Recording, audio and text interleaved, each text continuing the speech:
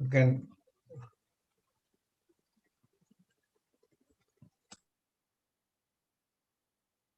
Hare Krishna, Krishna Krishna, Hare Hare. Oh, Prabhu's here. Okay, there we go. All right. So today we're welcoming back His Grace Sureshwar Prabhu. We have the great honor. Prabhu, please, the floor is yours. Hare Krishna, everybody. Nice to see you all in the gallery there. I just finished editing my script, so I'm going to send it to Manjari after the class. Now let me bring it up. Okay, you can still see me okay?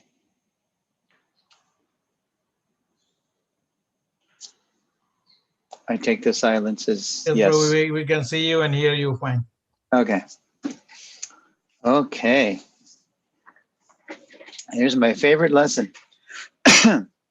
Fictional, lesson 9, fictional Prabhupads. While developing a personal relationship with Srila Prabhupada, it is important to clear up misconceptions we may have about him. Studying Srila Prabhupada's teachings without studying his life and how he lived and applied those teachings can become impersonal. And becoming attached to Prabhupada's personality without studying and following his teachings can become sentimental. Both approaches leave us with a, quote, fictional Prabhupada we should avoid. Let's look at some examples. So by fictional, I mean illusory, make-believe, wrong, just not the right understanding of Prabhupada. So we're going to look at 4 impersonal fictions and 4 sentimental fictions. First, we'll do the impersonal fictions. And this list is by no means exhaustive. It's just some of the most famous ones, infamous ones I could think of. Impersonal fictions. The first one I call it, Prabhupada is God. Strange as it sounds, this fiction once possessed some of Prabhupada's leading disciples. It happened during the summer of 1970. That spring, Prabhupada had encountered a threat to his movement. While expanding Krishna consciousness in the Americas and Europe, he was meeting some resistance in India. A few inimical swamis were trying to prevent ISKCON from acquiring land in Mayapur, the birthplace of Lord Chaitanya. Worse, they were spreading a minimized view of Prabhupada, which was affecting the faith of some of his top leaders in America. To counter the threat, in July, Srila Prabhupada formed a governing body commission of trusted devotees, whom he would prepare to manage the movement's worldwide preaching in his absence. After correcting the misled leaders, he deployed 4 of them as sannyasis to travel and preach with full faith in Guru and Krishna. Excuse me, I just have to close a window here where there's some noise.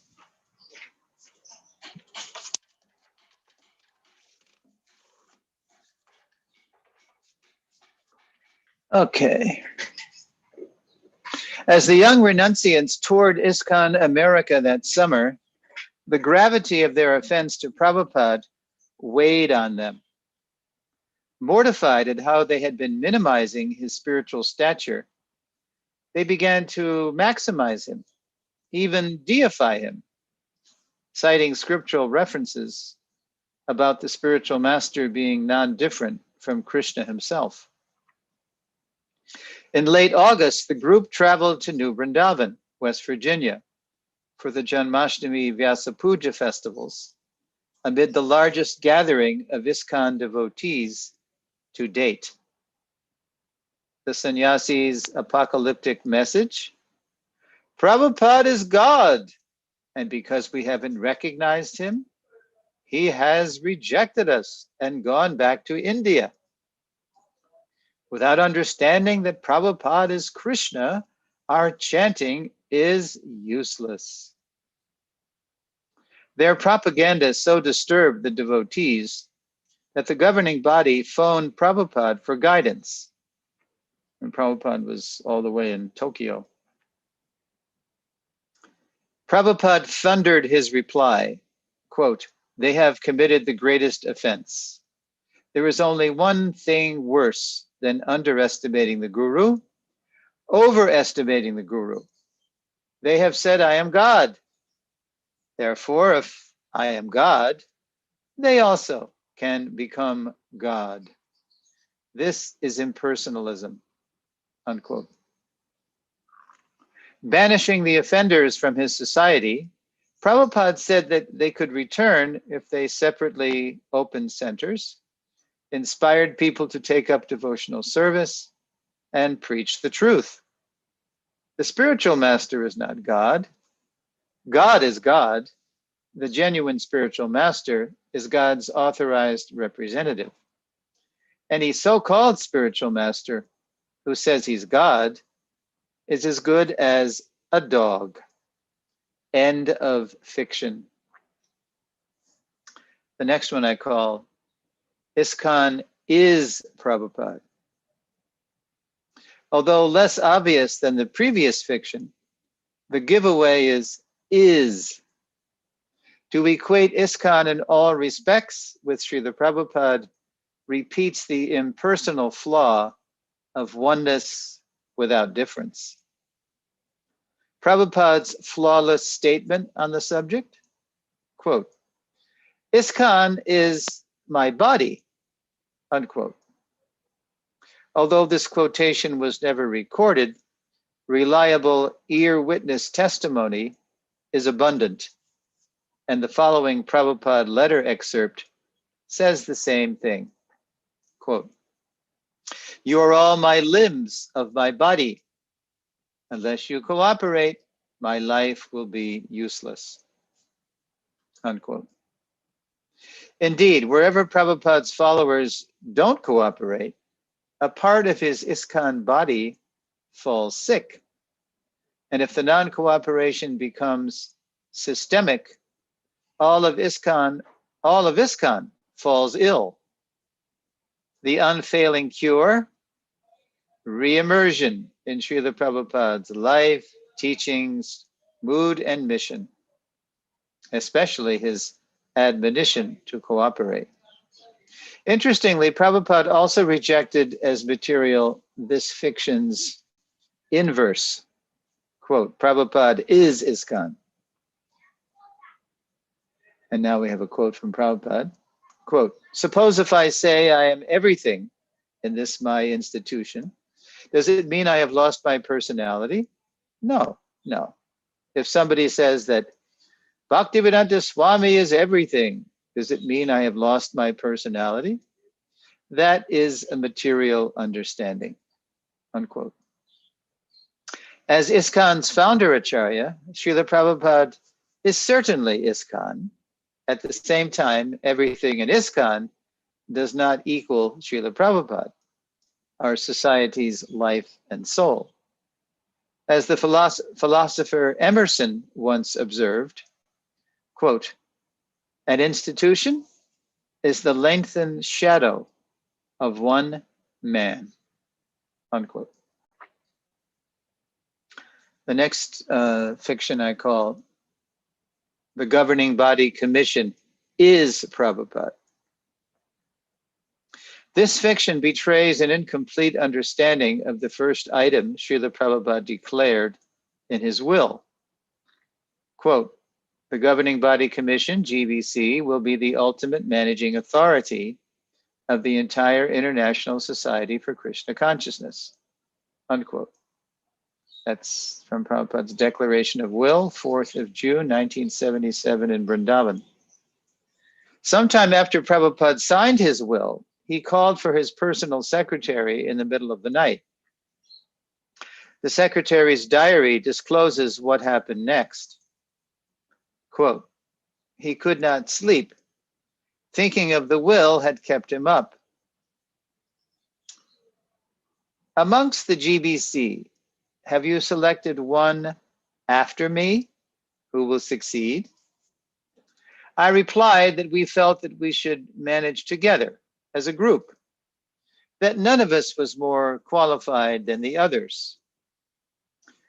Yes, each of you can be acharya of your zone. Acharya, yes, but not the founder acharya. A crucial distinction it would take the GBC years to assert. After Prabhupada's passing, regional imitations of his singular position sometimes turned ISKCON zones into cultish kingdoms. The offenses devastated many, gurus and disciples alike. After the imitation had sufficiently abated, the GBC began to consider more deeply Prabhupada's mandate for the body. At last, in March 2013, the GBC published its matured understanding of the body as the society's, quote, ultimate managing authority. So this is a quote from their resolution on the subject. Quote, when we use the word authority in the context of the managerial structure, we do not mean an absolute infallible authority, such as the authority of Scripture, but the mandate to organize the preaching movement so that it is aligned with the instructions of Srila Prabhupada, unquote. Once again, the quote, the GBC is Prabhupada is a fiction because it is incomplete, recognizing the oneness, but ignoring the difference between ISKCON's infallible founder Acharya and its ultimate, but fallible, managing authority, the governing body commission. And the next fiction I call Prabhupada is the guru only of his initiated disciples. That's a fiction. A hangover from ISKCON's zonal Acharya nightmare, this impersonal fiction arose from ignorance of the founder Acharya's personal foundational role in the lives of all generations of his followers. In 1994, as Srila Prabhupada's centennial year was approaching, the GBC began to present a more definitive understanding of Srila Prabhupada's position by passing its first founder Acharya resolution. So this is 1994, and the GBC resolution read, quote, Srila Prabhupada is the foundational Shiksha Guru for all ISKCON devotees because he has realized and presented the teachings of the previous acharyas of the Brahma Madhva Gaudiya Sampradaya appropriately for the modern age, unquote. At ISKCON Mayapur, some 5 months after this resolution was passed, the day of Prabhupada's Vyasa Puja arrived. As the sun rose outside the temple, a Prabhupada initiate was chanting on his beads when he noticed a young devotee had stopped chanting to have a morning snack. Tactfully, the elder approached the younger. Oh, Prabhu, maybe you didn't know. We're fasting till noon today for Srila Prabhupada's Vyasa Puja. Squinting upward, the snacker shot back. Quote, you say that because Prabhupada is your spiritual master. He's not my spiritual master. And with that, he resumed his snack. Incredulous, the Prabhupada initiate didn't know what to say. So he just walked away. I guess no one told him about that Founderacharya resolution, he mused. To give staying power to its legislation, the GBC needs to follow up with education. Fortunately, that's happening more these days. So to continue our lesson, let's identify and dispel some sentimental fictions about Srila Prabhupada. So those are the four. Impersonal. Now we move into what I call sentimental fictions. The first one, it's called Illusory Prabhupada. This fiction draws its title from ISKCON educator Burijan Das's account of what happened while he and his wife, Jagatarini Dasi, were pioneering Krishna consciousness in Hong Kong. To attract Chinese people to Krishna in the early 1970s, Prabhupada had allowed Burijan and Jagatarini to adjust their appearance and dress. As guests started coming to their programs, more adjustments followed in their food, music, mood, and decor, which in turn attracted more guests. The Chinese were becoming devotees. As they adapted their outreach, however, Burijan and his wife also began to neglect their spiritual practices. Resting and rising later, they were chanting Hare Krishna without the support and focus the quiet early morning hours provide. They thought themselves too busy to study Prabhupada's books, and material desires began to re-enter their hearts. But flush with success, they imagined they still had Prabhupada's approval. Then one day an aerogram arrived. In 2 weeks, Prabhupada would be arriving in Hong Kong, his secretary wrote. So get ready. By the time Prabhupada arrived, Burijan and Jagatarini had prepared a beautiful rose garland and arranged a fancy hotel room. After picking him up in a Rolls Royce, they expressed to Prabhupada how wonderful it was to see him again. Turning to Burijan, Prabhupada was grave. What is your morning program? Well, Prabhupada, we don't really have so many guests in the morning right now, so we usually don't have much of a morning program. Prabhupada disapproved. Guests may or may not be coming, but why don't you have a morning program? Whose disciple are you? Shaken awake, Burijan realized he had become a disciple of illusion. Quote, I had been imagining a Prabhupada that allowed a compromise of purity and Krishna conscious practices. When I was suddenly confronted with the real Prabhupada, the illusory Prabhupada dissolved like mist after sunrise. Prabhupada, as he himself said, was, quote, 90% liberal, but that other 10% was strict. That's the end of Burijan's quote. Despite his disciples' preaching success, Prabhupada knew that if they continued to neglect their spiritual practices, they would gradually succumb to the Lord's illusory energy. To avoid becoming illusory disciples of an illusory Prabhupada, we need to continue living in the clear light of his protective instructions. The next sentimental fiction I call Figurehead Prabhupada. Not long ago, Queen Elizabeth II became England's longest serving monarch, and perhaps the most popular one too, as the adoring crowds on her Jubilee tours attested. Yet the Queen has no real authority over her people, no parliamentary power like the Prime Minister. Elizabeth's influence is purely sentimental, because, like almost all monarchs today, she is a figurehead. By contrast, when Srila Prabhupada toured ISKCON as its founder acharya, he commanded absolute authority over his disciples.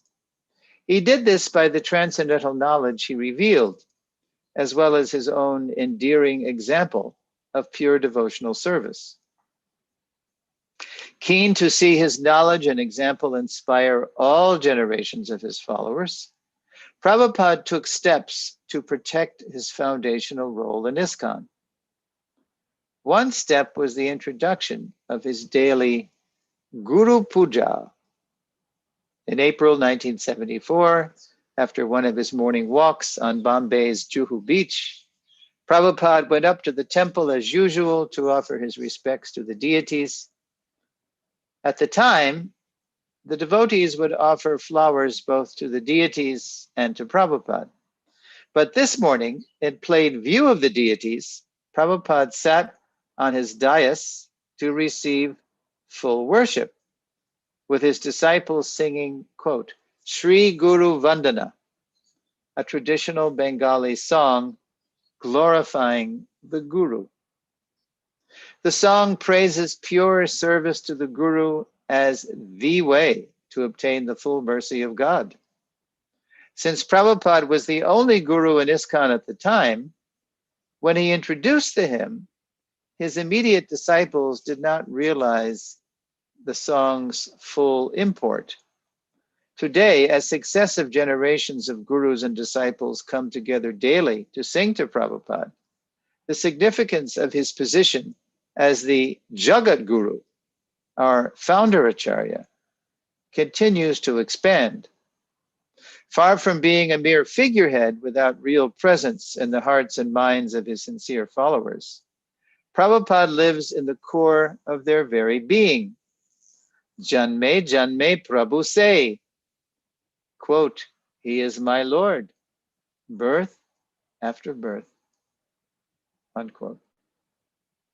Only failure to follow Prabhupada's teachings will leave us with a sentimental figurehead Prabhupada, akin to the next despairing fiction. So the next one I call Gone Forever Prabhupada. On July 16th, 1975, at a packed press conference in Berkeley, California, a reporter challenged Prabhupada, quote, what will happen to the movement when you die, unquote. Quote, I will never die, Prabhupada replied. I shall live in my books and you will utilize, unquote. If Prabhupada's reply sounded defiant, it was also an invitation. To know Krishna and transcend death, anyone could read and apply the knowledge he was translating and explaining in his books, especially his followers, who rested, as Prabhupada wrote, through the night. The problem, he would chide them, is that they didn't read his books, where he was making himself most available. As inspirational as Prabhupada's personal presence was, his writings speak of a deeper intimacy by following his instructions. Indeed, this was his own experience while executing the order of his spiritual master. Although he was only with Srila Bhaktisiddhanta perhaps a half dozen times, he always felt him to be right by his side. Quote, there is no difference between the spiritual master's instructions and the spiritual master himself. In his absence, therefore, his words of direction should be the pride of the disciple, unquote. Although Prabhupada's form and initiations were certainly divine, it is his everlasting instructions that sustain us over time. Quote, he lives forever by his divine instructions, and the follower lives with him, unquote. living still and sound, Prabhupada will now dispel one more forever, quote, forever fiction. And I should alert you that this is the last section, so please be thinking about questions and comments. And this last fiction I call Diksha Guru Forever Prabhupada. This sentimental fiction arose in the 1980s to counter zonal acharyas who were imitating the position of the founder acharya. But to protest guru abuse by claiming the founder acharya appointed himself as everyone's perpetual Diksha Guru betrays ignorance of Prabhupada's consistent teachings. And I give a few examples. Quote, keep trained up very rigidly, and then you are a bona fide guru. And you can accept disciples on the same principle. But as a matter of etiquette, it is the custom that during the lifetime of your spiritual master, you bring the prospective disciples to him. And in his absence or disappearance, you can accept disciples without any limitation. This is the law of disciplic succession. I want to see my disciples become bona fide spiritual master and spread Krishna consciousness very widely. That will make me and Krishna very happy, unquote. Furthermore, here's another quote. Get the quote marks around here.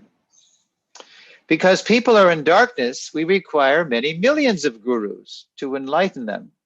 Therefore, Chaitanya Mahaprabhu's mission is, he said that every one of you become guru. If you say, but I have no qualification, how can I become guru? There is no need of qualification. Oh, still, I can become guru? Yes. How? I'm just punctuating this. This is Prabhupada in Hawaii. I think it's 1976. He's telling all the devotees they have to grow up and become guru someday. So Prabhupada's taking the part, his part and their part, telling them they have to be guru. How? Whomever you meet, you simply instruct what Krishna has said. That's all. You become guru. And then I say, no need to sentimentally, and by the way, illegally, appoint Srila Prabhupada as everyone's perpetual Diksha Guru. Blessed are all of Prabhupada's disciplic descendants who already have him as their founder Acharya, their foundational Guru. And blessed are the Gurus who enrich, enhance, and deepen that foundational relationship. Finally, to protect us from the false pride that can prevent us from becoming the Guru Lord Chaitanya wants us all to be, Srila Prabhupada revealed the mood of a true Guru. And Prabhupada did this in October 1972 when he was giving those famous Nectar Devotion lectures for many, many weeks. And there's one quote, there's one thing that Prabhupada said in the course of giving those lectures, which is really an amazing quote. It's how a bona fide guru thinks of himself in relation to his disciples. And here's the quote. Quote, a spiritual master takes his disciples as his spiritual master. That is the position. He thinks that Krishna has sent me so many spiritual masters. He does not think himself as spiritual master. He thinks himself their servant because they have to be trained Krishna has appointed him to train them. Therefore, he thinks himself as servant of the disciples. This is the position, unquote. So, full immersion in our founder Acharya's life, teachings, mood, and mission is the best prevention and the best cure for all kinds of, quote, fictional Prabhupads. So thanks for listening, Prabhus. I'll be very happy to receive your questions and comments now. Hare Krishna, but I better get this transition in before we go to the Q&A. So I'm transitioning now to the last lesson. That's next Tuesday. So I write, unencumbered by impersonal and sentimental misconceptions about Srila Prabhupada. In lesson 10, we'll look at how to cultivate our own personal, foundational relationship with His divine grace as His eternal loving servants. So that lesson is called Your Srila Prabhupada. And now I will look at you and we'll look at each other. Are there any questions about fictional Prabhupads?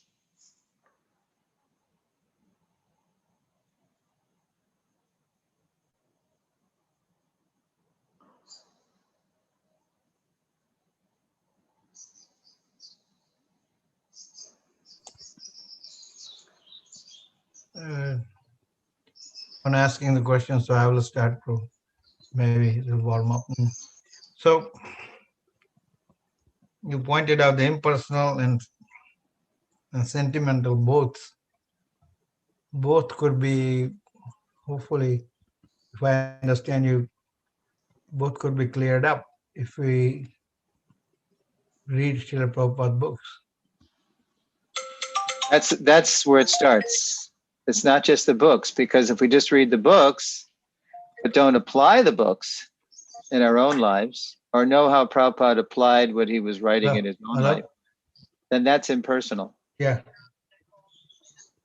So reading the books is the basis, but it's only the basis. I will call you about 15, 20 minutes, okay? Oh. Thank you. Okay, so books are the basis, but they're not the whole thing. Once you read the books, then what are you going to do? You're going to live them, love them, share them. Yeah.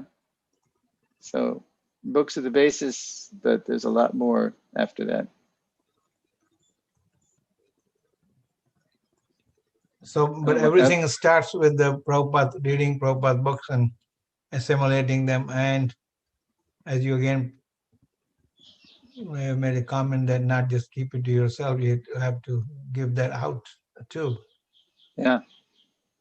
Because Krishna says that person is most dear to him, who reaches out, who preaches. And as I think I mentioned in previous classes, some people they don't have the nature to sit and read books,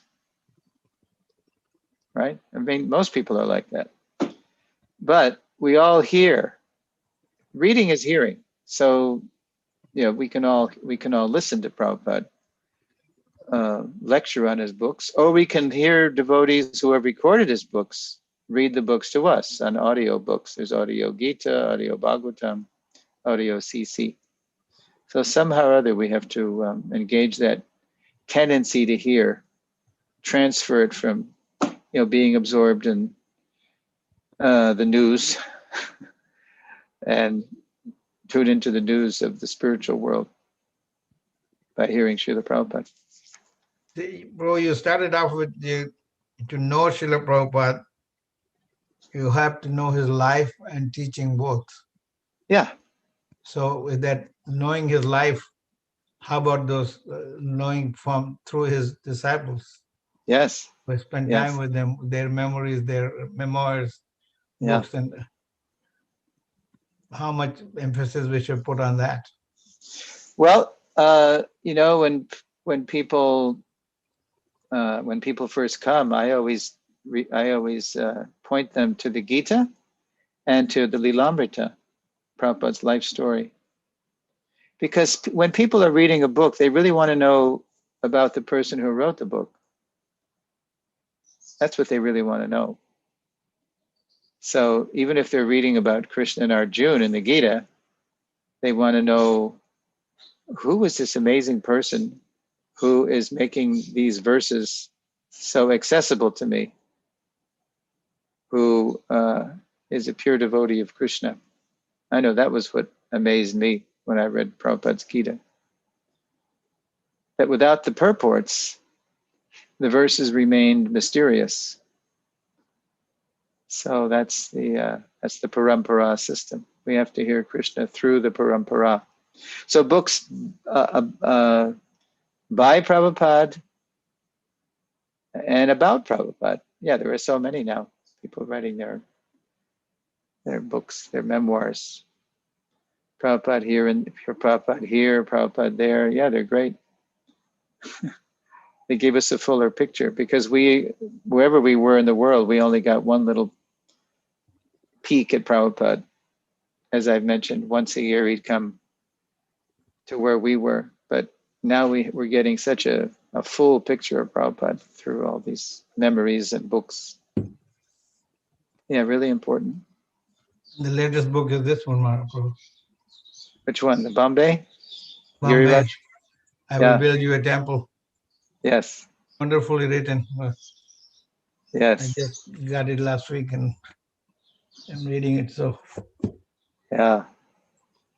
So many years in the making, right? I mean, Prabhupada personally told, that a book should be written about this, and Giriraj took it up finally, and he was there. He lived through it, so he's eminently qualified to write that book. Yeah, I'm looking forward. So, any other questions? Comments?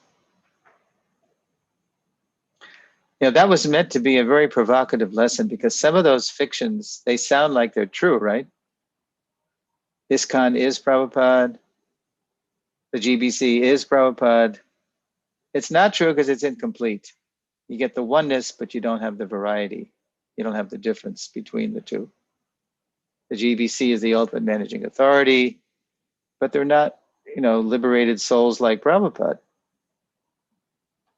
So Prabhupada is always in charge of the Hare Krishna movement through his everlasting Vani. And that's how the GBC manages, by consulting Prabhupada's Vani. Okay, and now I have to invite a lady to comment, to question.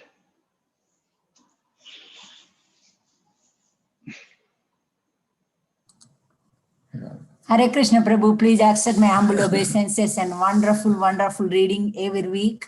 I have one small question. My name is Jayashree Radhe from Miami. The question is, I know I'm bad devotee, but I need to admit I'm not a pure devotee like you. I don't read, but I love to hear, and my favorite reader is Amal Bhakta Swami.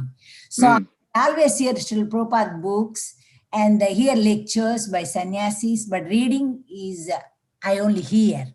Either or reading is correct, when you are talking, I think, oh my God, I don't read. I love to hear though. And Swami is my favorite reader. So I hear all the time his books, Srila Prabhupada books by him. So is that wrong or is that correct? We should read, or what do you think? Yeah, that's great. That's why Amala Bhakta, before, when he was Prabhu, when he started that Krishna Productions, yes, he knew that. He realized that a lot of people just don't read, and he, is a professional. He's a voice person. He's an actor. He was before he took sannyas. he was living in LA, and he used to go over to Culver City and get jobs, little bit parts in movies, just to pay for that Krishna productions, because they pay very well. Even if you're only 30 seconds appearing in a movie, you know, they'll pay you lots of money just for you to say one line or to be in one scene. So that's how he financed Krishna productions. And then and then he augments it, you know, with these musical background. It's right now I'm listening to him do the Ramayana, because we're approaching Yes, Ram me Navami. too. Yeah. So It's wonderful. It's wonderful, yeah, Ramayana. he's first class. You know, who needs to go to the movies? You can hear Amala Bhakta. Very good, Mata. I'm glad you're doing that. Thank you, Prabhu. Me too. I'll follow in your footsteps. Oh, no. Oh, my God. You and all the Vaishnavas, Prabhu, you know, we are Full, not. full disclosure, I'm not a pure devotee, but I'm following a pure devotee. We all are. Thank you. Okay. Let's see. Where's Vivek? Ah. I'm counting on the regular questioners.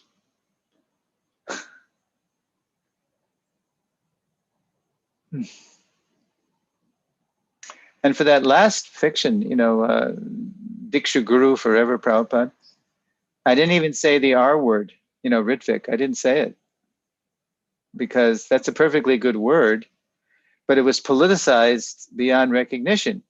I mean, there's nothing wrong with the word. When Prabhupada initiated me in Detroit in July '71, there was a ceremonial priest. Prabhupada was there and he was overseeing it, and he gave me the name, but there was a priest, my godbrother Karandar Prabhu. He was acting as the Ritvik, as a ceremonial priest, you know, chanting mantras and pouring ghee into the fire and like that. But now you can't say the word without it conjuring up all kinds of unfortunate political associations. So I just don't use it. So I just said, Diksha Guru Forever Prabhupada. That's a fiction.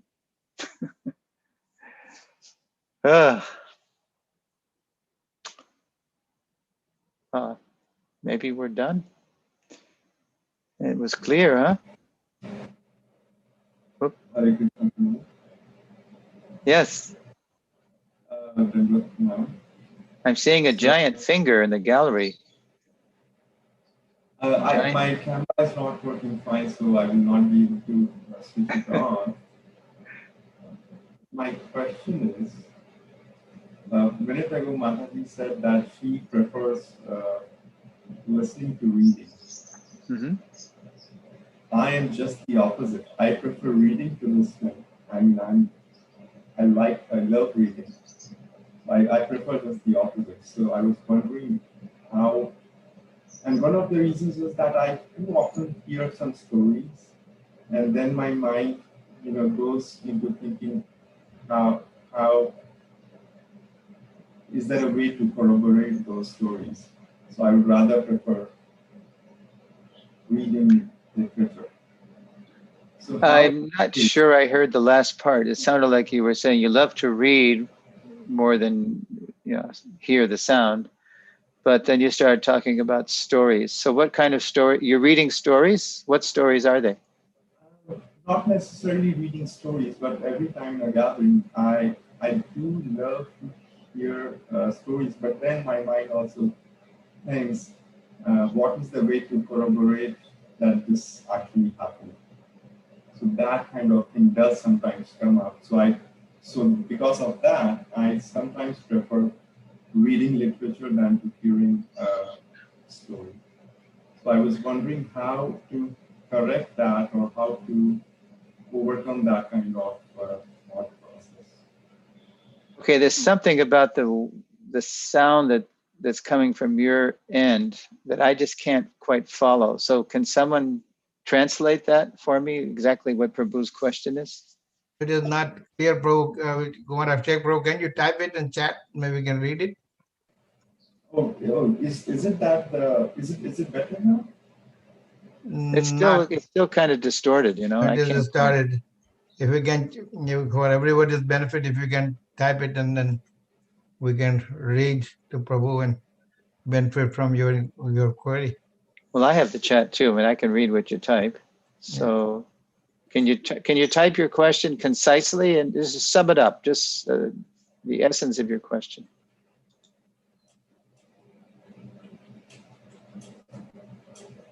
Okay. All right. Well, Prabhu's doing that.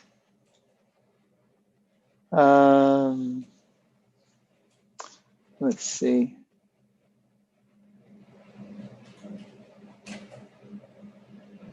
Yeah, one of those fictions I was present for.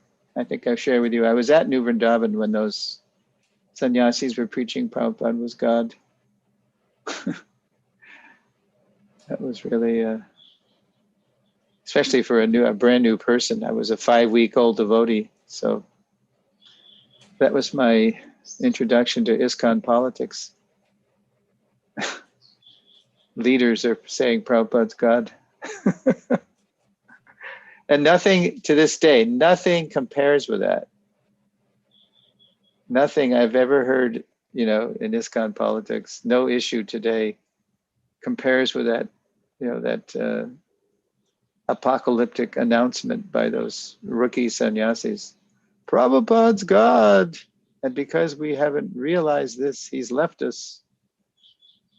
Pretty crazy. So Prabhupada had to kick them out of the movement and then give them a way back. Okay, coming over chat here. Let's see. I'm going to read. How to overcome a preference or bias for reading spiritual literature as opposed to listening to stories. Can this impact progress? Can this impact progress in spiritual realization? Well, the Bhagavatam, it's practically all stories. So how to overcome a preference or bias for reading spiritual literature as opposed to listening to stories. So when you're reading the Bhagavatam, hopefully that's what you're reading, and Gita is a conversation, and CC is lots of shlokas, lots of stories, lots of philosophy. It's just what to say. It's just your preference. You don't have to overcome the preference. That's just your, as we say, different strokes for different folks. So some people like to listen, and some people like to read, and some people like to see dramas. Prabhupada told us that's traditionally how simple village people imbibed Vedic culture. They saw dramas, Mahabharata, Ramayana, Bhagavatam. So that's just the way you do it. There's nothing wrong with it, but everybody's different. So whatever works for you, as long as it's Krishna-centered, Prabhupada-centered, that's great. You don't have to overcome anything. Just be yourself. Be yourself and read and share what you read.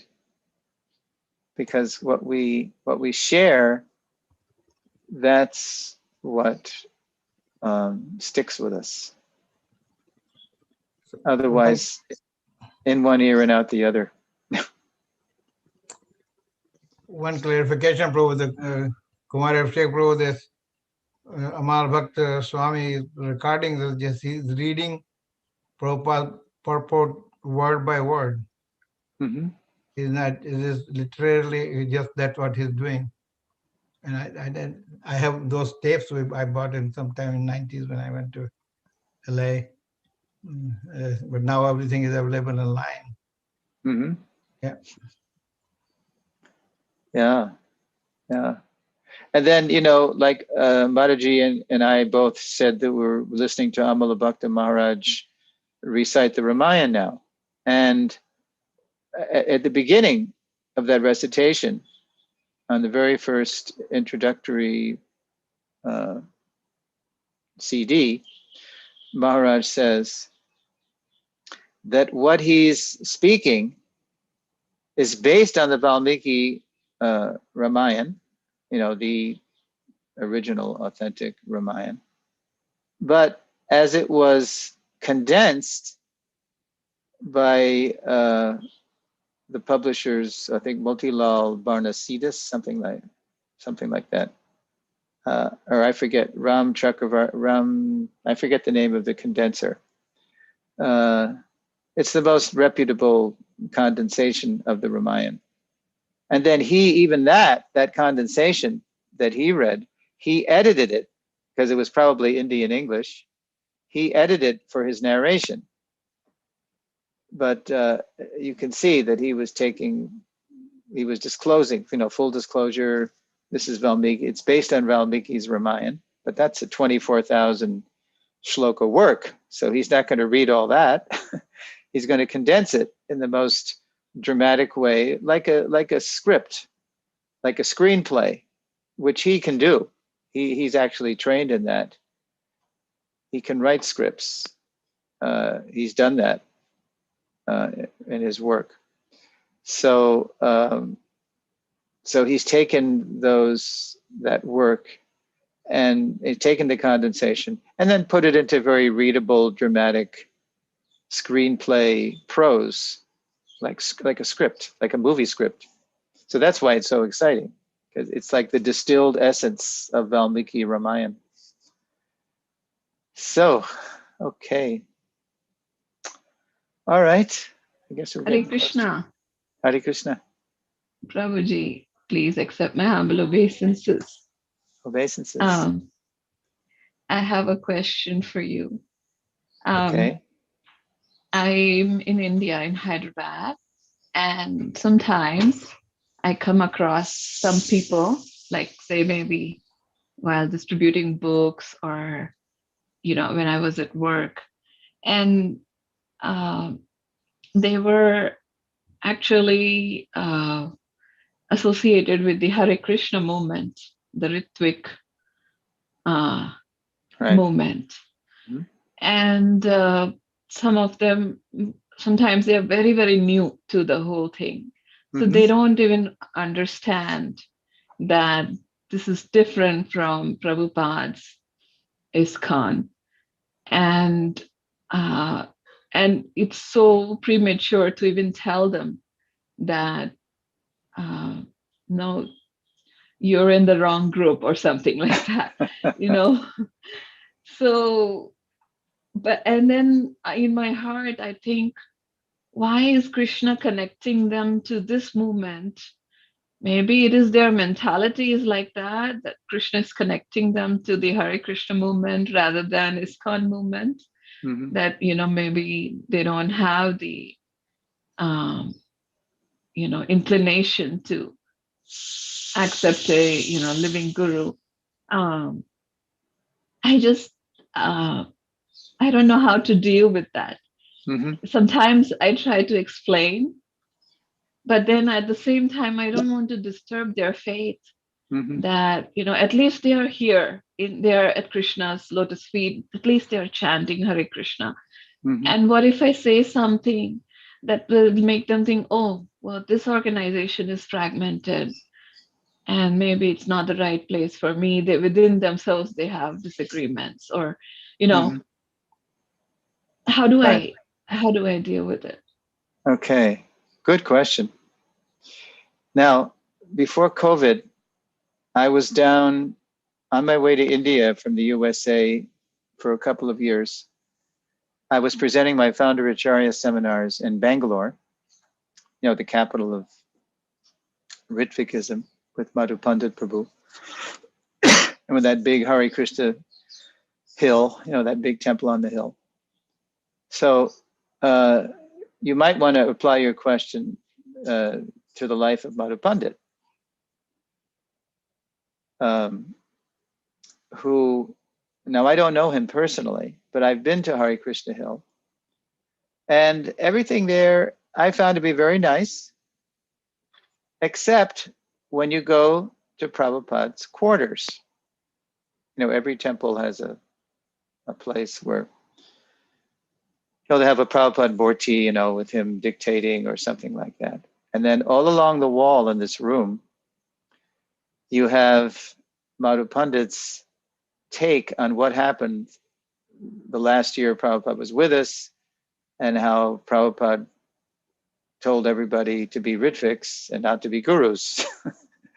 That's, you know, so although everything is nice, you know, the deity worship is nice and the book distribution is nice, they're distributing Prabhupada's books. It's great. And he's a very good organizer, and he's a very good businessman, and he's building amazing things. Lord Chaitanya is obviously working through him to spread the movement. Now, I was staying the second time, let's see, yeah, second time I went to Bangalore. Maybe it was the first time. I'm trying to think now. No, the first time. I stayed with some nice devotees, congregational members, who were part of what they call Bangalore Central, because practically everybody who has come to Prabhupada's shelter started in Hare Krishna Hill, you know, where Madhu Pandit was. And then over time, they just sort of outgrew Madhu Pandit's brand of the Hare Krishna movement. Because inevitably what would happen was they'd go visit Mayapur, they'd go to Vrindavan, they'd meet ISKCON devotees. And they see that it's not that what they were hearing, that ISKCON is demons or ISKCON is off or something like that. They actually would come in contact with Prabhupada's ISKCON, as it is. And so once having, you know, been awakened to that, then when they went back to Bangalore, they just started their own place. They you know, they respected Madhu Pandit for everything he gave them in the beginning. It's kind of like a Bhakta program. You know, that was where they went to boot camp, so to speak, and learned the basics. But then they moved on from him. So when you go to Bangalore these days, you know, there's Bangalore Central, there's Bangalore South, there's Bangalore North, there's Bangalore, what is it called, Whitehead or something. There's many temples, and they're all populated by people who started with Madhu Pandit at Hare Krishna Hill. So I'm telling you this because I don't think you have to do anything. And I've met people in America who, like I met a Russian, let's see, I was in New Taliban, New Orleans, you know, the Mississippi farm, New Taliban in Mississippi. And I met a Russian girl who, she and her boyfriend came from Moscow several years ago, and they went to Boston because they didn't like what was going on in Russia, you know, with Putin and all this stuff. They wanted to live in a more democratic society. And so they came in contact with devotees in Boston, but they were Ritvik devotees. They were Madhu Pandit's people in Boston. And that was their introduction to Krishna consciousness. And that's all they knew. And then they met ISKCON devotees in Boston from the temple on Commonwealth Avenue. And then they realized there was a difference. And they realized that what they had been introduced to was a kind of, you know, it was a very narrow-minded version. A deviation. Yeah, it was right. It was a narrow-minded version of Krishna consciousness. So then they went to New Taliban because they were kind of simple living type of people. They wanted to live in the country, so they went down there, and so now, you know, they understand that this is really Prabhupada's movement. So, but it just sort of happened organically, naturally. And you don't have to disturb their mind, because they'll find, unless they're really, you know, insular kind of isolated kind of people with blinders on, they'll just come in contact with Prabhupada's ISKCON and they'll have their eyes opened. So just encourage them to read Prabhupada's books, because when you read Prabhupada's books, and if you start hearing his talks, I presented evidence from Prabhupada's Vani tonight that he wants everybody to grow up and be gurus. We need millions of gurus. So, the irony of Madhu Pandit's preaching is that because he's introducing everybody to Prabhupada and he's initiating them. He's initiating all the people that follow him as, quote, Prabhupada's initiated disciples. The irony is that they look to him as the guru, right? Because everyone does need someone manifest before them who can correct them. So he's saying, no, I'm only Ritvik, right? Based on his interpretation of one letter, July 9th, 1977. But the irony is he's the guru. He's their guru. And then when he passes away, everything that he's built up will naturally accrue to ISKCON, because there's been so many attempts with the High Court of India and even the Supreme Justice, the High Court. They said, well, look, this is ISKCON. They ruled against Madhu Pandit, but they said, but we're not going to come in there, and throw you out. But you have to, this is an internal matter, so you have to resolve this, and I'll be on the mediation panel, et cetera, et cetera. And they tried, I think, 23 times to meet with Madhu Pandit. I know this is a little dated now. There's more update, going on since then. But it was obvious that just because Madhu Pandit had his own agenda, he was never going to agree to what the ISKCON people out of Bombay were proposing to reunite. And so they just came to the conclusion that, look, when Madhu Pandit Prabhu passes on, this was all by the order of the court, will just accrue to ISKCON anyway. So we'll let nature take its course. And in the meantime, he's obviously an empowered person. He builds a lot. He can recruit and organize, He just got this thing, he's got this, the wrong Siddhanta on the Guru Parampara, but it'll come to ISKCON anyway. So no worries. Just smile. Just be kind. tell him to read chant Hare Krishna, read Prabhupada's books, and everything will be all right. Father Time will take care of everything. Hare Krishna, Thank you, Prabhuji. Prabhu. Dandavat Pranam. This is Madhav Das. Hare Krishna. Dandavat. Yeah. Dandavat Pranam. Yeah, so actually still I am confused. I know I have heard this word, but I never understood what is Ritvik. So can you summarize, when, as you said, he is this Madhu Pandit Prabhu, he is also initiating on behalf of Prabhupada, and so what's the problem? I don't get it. Can you explain me a little bit how he is different? Does Well, he say that? You're probably confused. Yeah, because I'm confused. I don't know. Does he say, because you said that he's initiating, doing these things on behalf of Prabhupada. So does he say he is Prabhupada? What is he? What is he doing? No. What he says to people he initiates? What Ritvik means?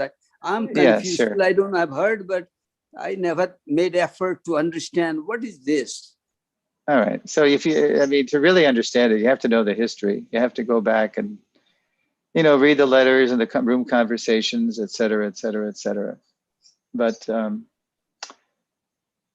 you might be confused just by that phrase, on behalf of Prabhupada, because even bona fide spiritual masters in our movement who initiate people, who initiate their own disciples, they use that phrase too. because there is a difference between a founder acharya and a regular guru. You know, we're not, when we initiate disciples now, those of us who have, you know, been through the process to become approved or recognized, and that is another seminar, that's a work in progress too. But we don't pretend that we're the founder acharya, but our job as regular gurus is to enrich, enhance, and deepen our disciples' relationship with Prabhupada. Prabhupada is the foundational guru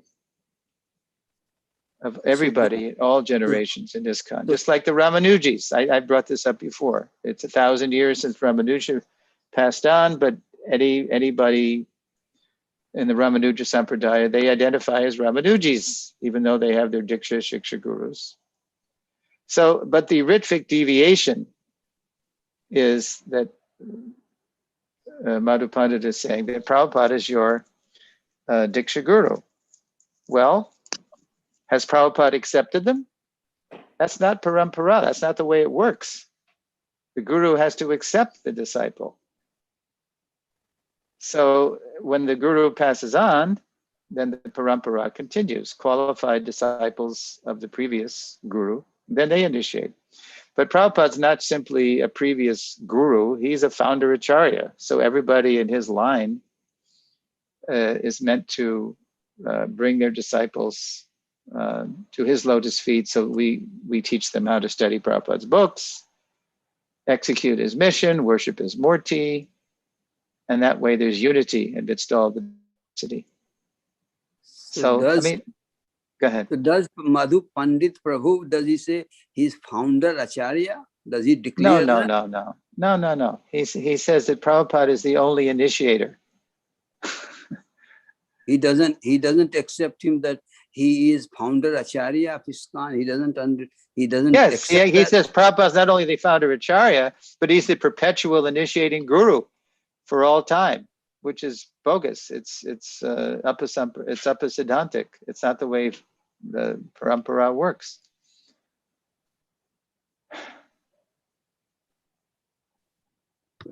Okay. Anyway, don't worry about it. Thank you. Hare Krishna Prabhuji, one question on the same line. Why did they choose Prabhupada? Why not Bhaktisiddhanta? Or why not Mahaprabhu? Why did they choose Prabhupada as an Acharya there? Well, Prabhupada, he had to, out of the ashes of the Gaudiya mission, he had to start a new branch. No, I'm not asking that one. I'm asking about the same question on the Ritviks. Okay, they are telling Prabhupada as the only guru.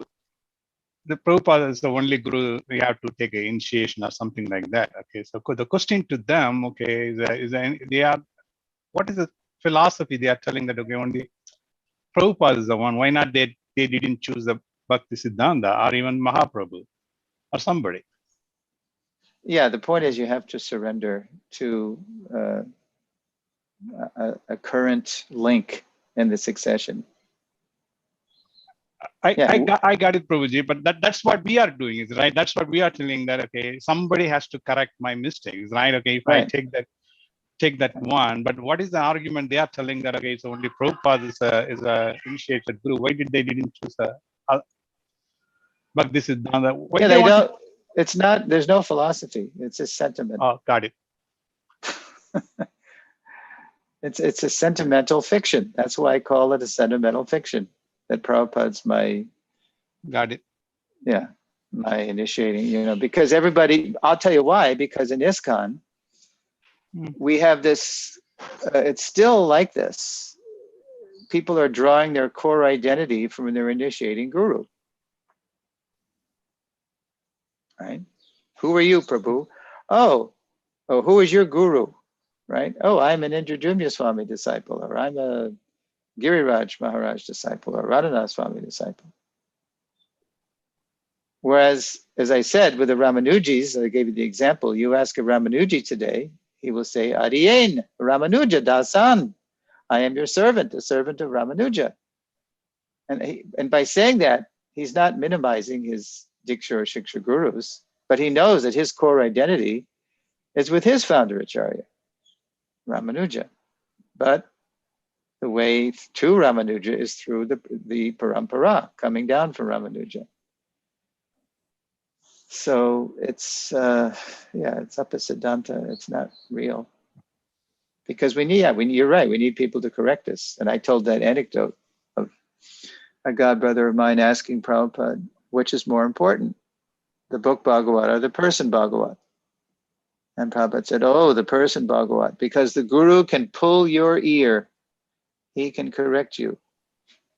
Otherwise, we're just left to our own devices, our own desires, and we just, go on forever, twisting everything around our material desires.